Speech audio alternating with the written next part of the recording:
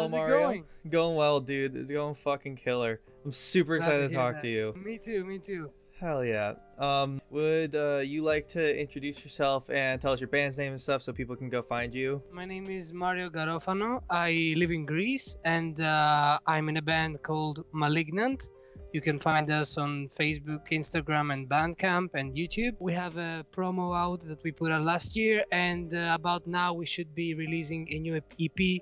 But this whole virus is kind of slowing us down Yeah. for now. Yeah, I can fucking imagine. I'm Yeah. kind of grateful that I'm not in a band right now just for that sheer purpose of like the amount of fuckery that would Look, do. man, it's a conversation that is huge, and Yeah. I know I bitch about this a lot with to my friends because we had a lot of not a lot of stuff, but stuff that we really cared about canceled. But I feel like my band is so lucky compared to others or friends who have had entire tours or Oh, yeah. albums delayed or canceled. That stuff can literally financially kill bands, venues, Yeah. entire scenes. It's a very very complicated time. Exactly. Also, for links for everybody that's watching it, that's gonna watch this on YouTube, links are gonna be below and stuff, so you can find all the easy hyperlinks and shit, so you can go and support Mario, support their dreams, support them because they're amazing people, all of them, Thank and they you. put out some fucking killer music. So you want to get into questions and stuff? Yeah, whatever you want to ask me. Anyone who knows you or has you on Facebook or anything like that knows you have a really deep love for the scene, for hardcore in general, for metal in general, for just music in general.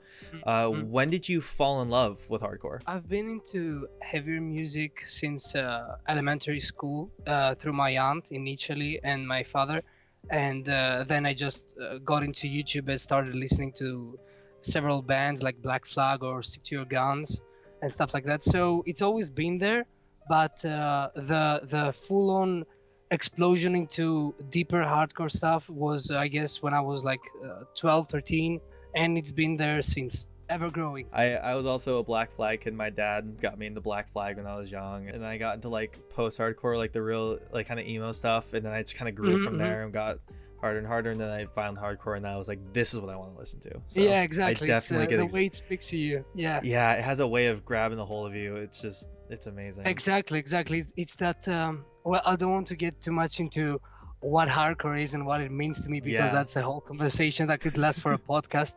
But yeah, it has this ability to be able to represent everything into it. No, I know exactly what you mean. Just like you could be for it's for anyone. It's for anyone as long as you love people and you're kind to people. Yeah, exactly. That's the key. The passion, not only for the music, but the passion for what revolves around us. Exactly.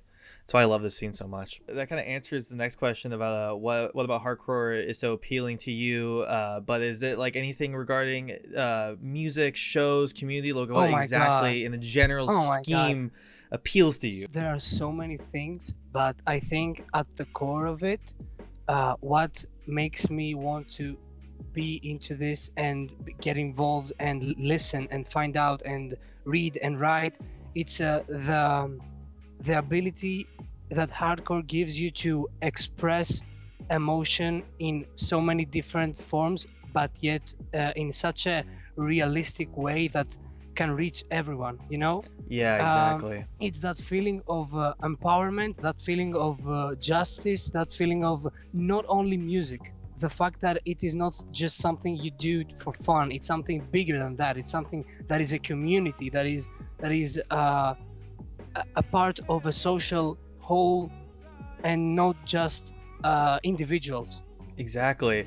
I mean, I used to be in the death metal scene for a while. I was in a death metal band stuff, and it just I think the reason why I made the jump was honestly just the community in hardcore was so like tight knit, and everybody kind of, not only did everybody kind of know everybody, but also like everybody was so open to everybody and was so like, if you were new in the scene, you'd be like, oh, this band's really good, check them out, talk to these people, you know, if, oh, you're in a band, play shows here. There is that solidarity, that camaraderie between us, that we need to support each other, care for each other, care about not only us but what happens around us, be able to speak about what issues we think are dear to us and are important, and act upon them, not just talk to talk, you know? Exactly. What do you think people outside of Greece could learn from your scene? It's a very tricky situation here, because especially because of the financial crisis of the Yeah. past 10 years, and just the fact that Greece is not that much of a country that has reached that level, you know, if you get what I mean. We are like Yeah.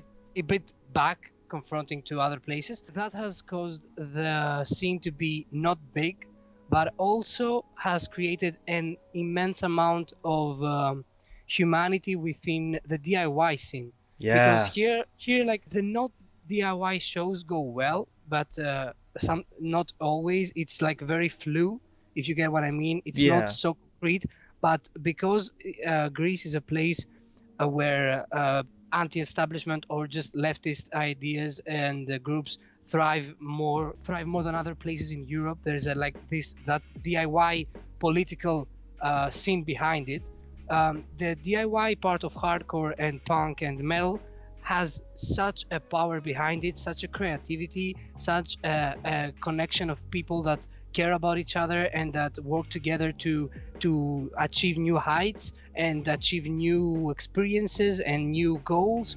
And I think what people outside of here can take from our scene is that despite the fact that it's a small scene, there is a big amount of sincerity and honesty when it comes to the passion for creating something that is not just sounds, that is something that's supposed to have an impact, a sentimental impact on it. Exactly. There's I like guess. heart to it. There's like heart to Yeah, it. yeah, Exactly.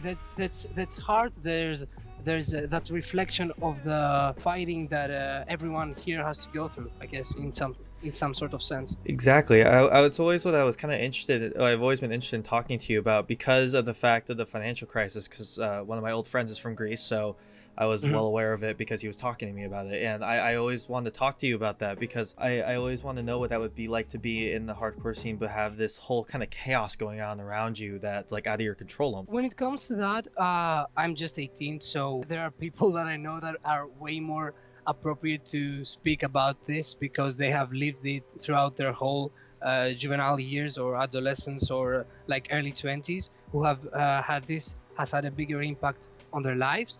But from what I've seen and from what I've listened to from older bands or people, is that despite this financial crisis bringing so much pain and agony to so many people, and our uncertainty and all the hardships that come with an economic crisis, it fueled a lot of bands and a lot of people to take out their frustration musically by the explosion of many autonomous places and bands that were willing to support social causes, that were willing to write about social issues and spread awareness, create groups, create collectives, create different forms of communal aid. Yeah, there are many bands that I think would not exist in the same way and power that did because of this crisis. But on the other hand, it really isolated, I think, a bit our scene from the outside, because less bands came in, less bands went out. There were